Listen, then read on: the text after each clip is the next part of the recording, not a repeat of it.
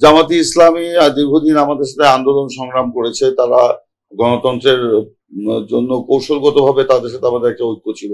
ফ্যাসিবাদ পতনের পর হঠাৎ করে জামাতের যে ইউটার্ন নেওয়া এবং বিভিন্ন বিষয়ে তাদের যে একলা চলো নীতি বা যেই নীতিটা আপনার দেশের জন্য বা গণতন্ত্রের জন্য গ্রহণযোগ্য না, সেসব নীতি নিয়ে তারাই কিন্তু একটা মানে রহস্যজনক অবস্থান নিয়েছে। তো সেই কারণে জামাতের যে আজকে পিআর এর যে দাবি, এটা একেবারেই রহস্যজনক এবং উদ্দেশ্যমূলক বলে আমি মনে করি। এবং জাতীয় নির্বাচনকে আপনার প্রশ্নবিদ্ধ করা এবং জাতীয় নির্বাচনকে বিলম্বিত করার জন্যই তারা এই দাবি নিয়ে আজকে এসেছে বলেই আজকে কিন্তু প্রমাণিত হচ্ছে।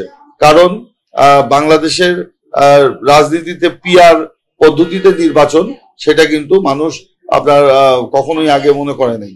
তো বাংলাদেশের রাজনীতিতে পিআর পদ্ধতিতে নির্বাচন, এই ব্যাপারে জনগণ একেবারেই অভ্যস্ত না এবং এটা পিআর কি সেটা বাংলাদেশের মানুষ জানেও না। তো হঠাৎ করেই এই পিআর এর বিষয়টা কখন তারা সামনে নিয়ে আসলো, যখন আপনার লন্ডনে প্রধান উপদেষ্টার সাথে আমাদের বিএনপি ভারপ্রাপ্ত চেয়ারম্যান একটি সফল বৈঠক হলো এবং সেই বৈঠকের মাধ্যমে জাতি আগামী ফেব্রুয়ারির মধ্যে একটা নির্বাচনের কথা জানতে পারলো। ঠিক তখনই দেখলাম জামাত ইসলাম এবং ইসলামী আন্দোলন সহ কয়েকটি দল তারা পিআর এর ব্যাপারটা নিয়ে শোরগোল শুরু করলো।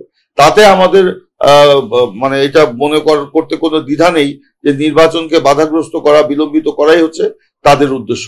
তারা যদি পিআর এ বিশ্বাস করতো বা পিআর এ যদি আস্থাই রাখতো, তাহলে আরো 6 মাস আগে তাদের মানে 300 আসনে প্রার্থী ঘোষণা করে তারা তাদের প্রার্থীদেরকে নির্বাচনী মাঠে নামিয়ে দিত না।